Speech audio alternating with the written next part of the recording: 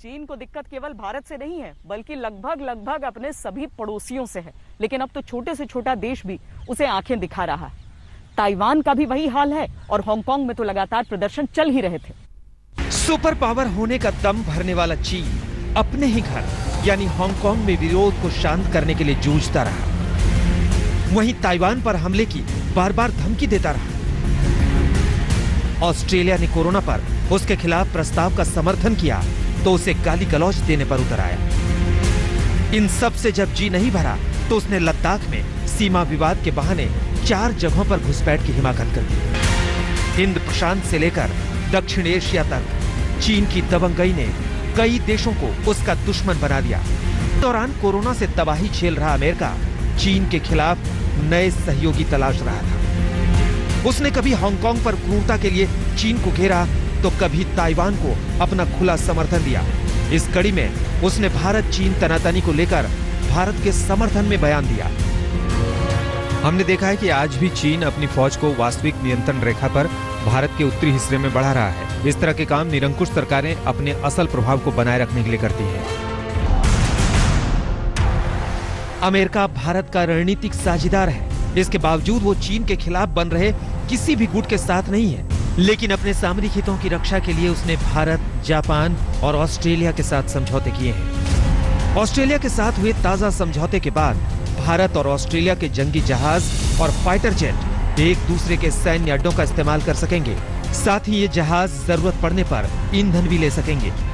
भारत अंडमान निकोबार द्वीप समूह में स्थित अपने नौसैनिक अड्डे का इस्तेमाल करने की सुविधा ऑस्ट्रेलिया को देगा। दूसरी ओर ऑस्ट्रेलिया इंडोनेशिया के पास स्थित अपने कोकोस द्वीप समूह पर स्थित नेवल बेस को भारत के लिए खोल देगा। इससे दोनों देशों की नौसेना हिंद महासागर में मलक्का स्ट्रेट और आसपास के इलाके पर कड़ी नजर रख सकेगी। दरअसल हिंद प्रशांत के क्षेत्र से चीन का 60% कारोबार होता है। समुद्री लुटेरों पर कार्रवाई के नाम पर उसने इन इलाकों में अपने युद्धपोत उतार दिए हैं। उसका मकसद दूसरे देशों पर दबदबा कायम करने का है। भारत और ऑस्ट्रेलिया का समझौता इस दबदबे पर लगाम लगा देगा। भारत ऑस्ट्रेलिया के साथ अपने संबंधों को व्यापक तौर पर और तेज गति से बढ़ाने के लिए प्रतिबद्ध है। यह न सिर्फ हमारे दोनों देशों के लिए महत्वपूर्ण है, बल्कि इंडो पैसिफिक क्षेत्र और विश्व के लिए भी आवश्यक है। चीन को बहुत पहले से ही इस बात का डर सता रहा है कि उसके खिलाफ गोलबंद होते देशों में भारत की भूमिका अहम होती जा रही है। ग्लोबल टाइम्स ने लिखा है कि जब से मोदी दूसरी बार सत्ता में आए हैं, भारत का चीन को लेकर रवैया बदल गया है। भारत अब ऑस्ट्रेलिया, जापान और अमेरिका के साथ अपना गठजोड़ मजबूत कर रहा है। आज तक ब्यूरो। भारत और अमेरिका के बीच जो नई दोस्ती और प्रगाढ़ दोस्ती नजर आ रही है, वो चीन को बिल्कुल पसंद नहीं आ रही है। एक तो डोनाल्ड ट्रंप से सीधी उनकी लड़ाई चलती है। दूसरा, डोनाल्ड ट्रंप ने यह कह दिया कि G7 में भारत को शामिल होना चाहिए। अब जिनपिंग चाहते हैं कि भारत G7 के लिए इनकार कर दे।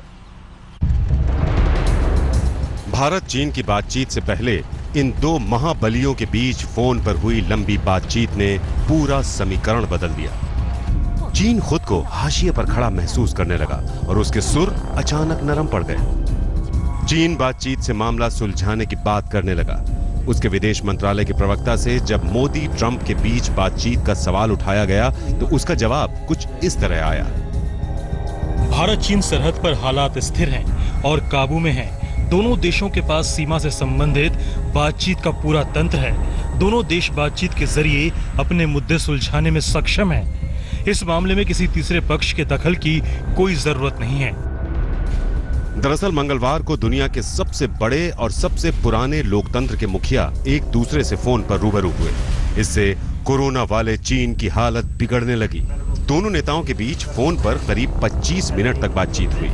इस बातचीत में दूसरे कई कूटनीतिक और मानवीय मुद्दों पर चर्चा हुई, लेकिन चीन में खलबली मच गई।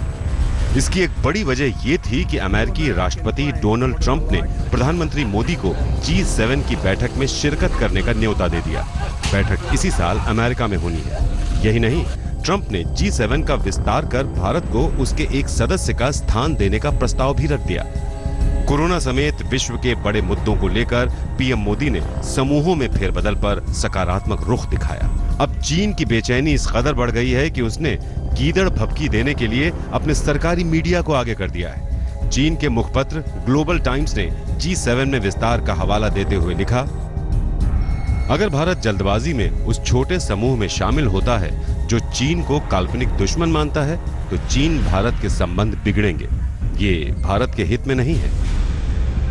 ग्लोबल टाइम्स ने यह लेख मोदी ट्रंप की पिछले साल ह्यूस्टन में हाउडी मोदी इवेंट की तस्वीर के साथ छापा। लेख का शीर्षक कह रहा है कि भारत G7 विस्तार में तड़का लगाकर आग से खेल रहा है। दरअसल इस धमकी में चीन की बौखलाहट और उसकी असुरक्षा दिखाई देती है। माना जा रहा है कि अमेरिका ने G20 की अहमियत को खत्म करने के लिए यह दांव चला है, जिसका सदस्य चीन भी है। अमेरिका चाहता है कि G7 में भारत के अलावा रूस, दक्षिण कोरिया और ऑस्ट्रेलिया जैसे देश भी शामिल हों। लेकिन दोनों नेताओं की बातचीत सिर्फ G7 की बैठक तक सीमित नहीं रही। असल मुद्दा तो चीन का उठाया विवाद है, जो पूर्वी लद्दाख में बीते 1 महीने से चल रहा है। भारत ने साफ कर दिया है कि वो तीसरे पक्ष की मध्यस्थता नहीं चाहता, लेकिन लद्दाख में चीन की दादागिरी भी चलने नहीं देगा। भारत में स्वयं इस प्रकार का एक मैकेनिज्म हम लोगों ने पहले से ही डेवलप कर रखा है कि यदि किसी भी प्रकार की कोई प्रॉब्लम भारत और चाइना के बीच खड़ी होती है तो उसे मिलिट्री डायलॉग और डिप्लोमेटिक डायलॉग के द्वारा हम उसको रिजॉल्व करते हैं।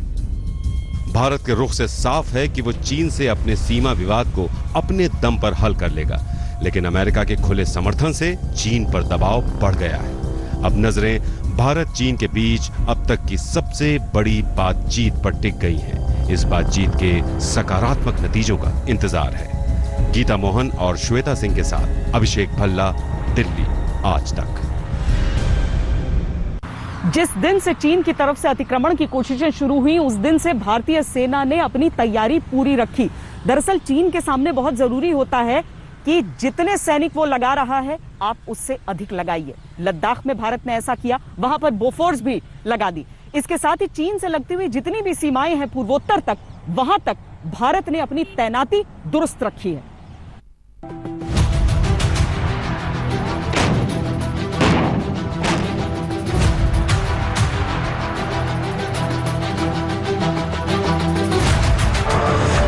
लद्दाख में 155 mm होवित्जर तोप की तैनाती ये बताने के लिए काफी है कि सरहद की रक्षा के लिए हिंदुस्तान किस कदर कमर कसकर तैयार है।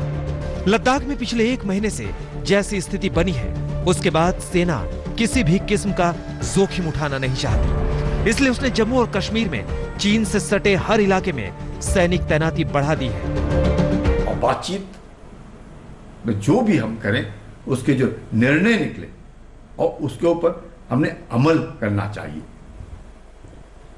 हॉटलाइंस दोनों देश के बीच में है, लेकिन इस तरह के जब वारदातें होती हैं, हॉटलाइंस पे बातचीत करने की काबिलियत होनी चाहिए।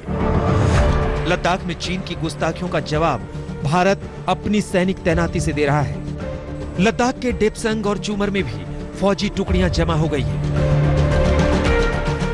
इससे आगे बढ़ें तो दूसरे कई इलाकों में भी सैनिक गतिविधियां तेज हैं। दरअसल भारत और चीन के बीच उत्तरी सिक्किम के नाकुला में लद्दाख से भी पहले भिड़ंत हुई थी। इसके बाद से ही भारत ने सरहद पर सेना बढ़ा दी। जहां उत्तराखंड के बरहोटी में सेना लगाई गई है, वहीं अरुणाचल प्रदेश से लेकर उत्तरी सिक्किम तक जवान मुस्तैद हो चुके हैं।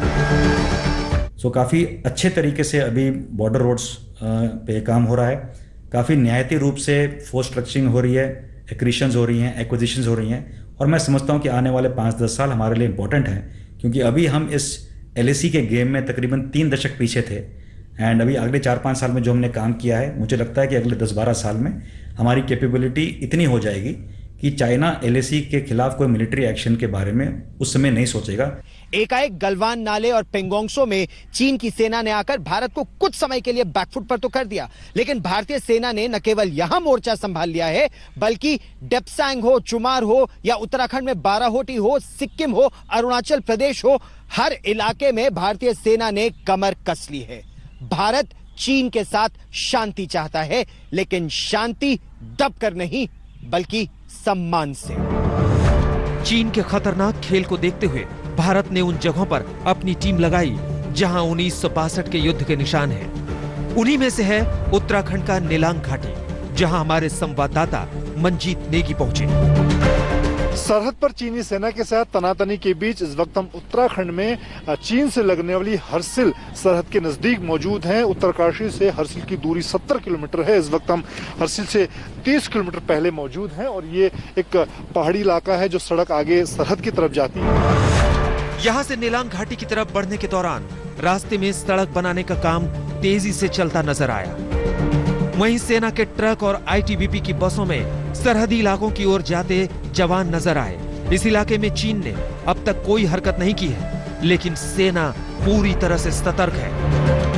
पूर्वी लद्दाख में चीनी सेना के साथ तनातनी के बीच इस वक्त हम उत्तराखंड में चीन से लगने वाली सरहद पर हालात का जायजा लेने पहुंचे हैं। ये हरसिल कस्बा है। यहाँ से आगे 40 किलोमीटर की दूरी पर नीलोंग घाटी है, जहाँ पर आखिरी गांव जादोंग है, जो कि 1962 की लड़ाई के बाद वहाँ के लोग माइग्रेट करके बगोरी गांव में पहुंचे हैं और आज यहाँ पर एक विशेष पूजा होनी थी।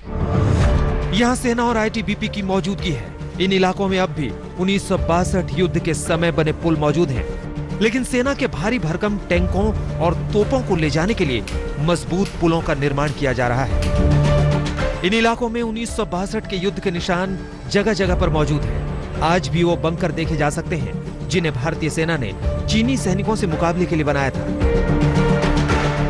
इस इलाके में भारत चीन की तैयारियों की बात करें तो चीन ने अपने इलाके के थोलिंग मठ और सारंग में हवाई पट्टी बनाई है, जहां उसके लड़ाकू विमान मौजूद हैं। दूसरी तरफ भारत ने फॉरवर्ड पोस्ट तक जाने के लिए चौड़ी सड़कों का निर्माण तेज कर दिया है। भारत चीन की सरहद से महज 50 किलोमीटर दूर नेलांग घाटी का ये इलाका समुद्र तल से 12,000 फीट की ऊंचाई पर है। इस दुर्गम इलाके में इतनी ऊंचाई पर 1985 में बनाया ये लंका ब्रिज सरहद पर डटे जवानों के लिए बेहद अहम है।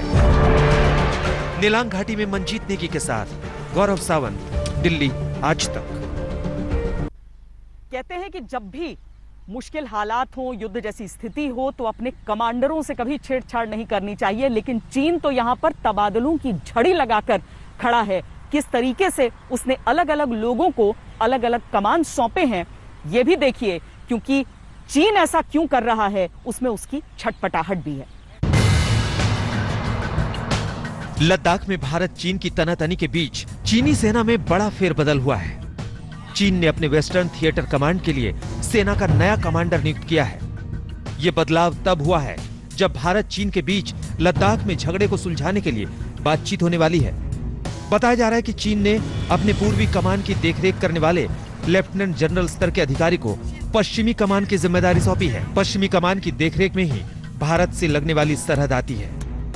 चीन की सेना पीएलए की वेस्टर्न थिएटर कमांड भारत के साथ लगने वाली 3,488 किलोमीटर लंबी एलएसी की सुरक्षा करती है। आज तक ब्यूरो। नमस्कार, मैं हूं अंजना ओम कश्यप। हमें उम्मीद है ये वीडियो आपको पसंद आया होगा। लेटेस्ट खबरों के लिए यूं ही देखते रहिए आज तक, और इस वीडियो के पसंद आने पर लाइक, शेयर एंड सब्सक्राइब करना ना भूलें।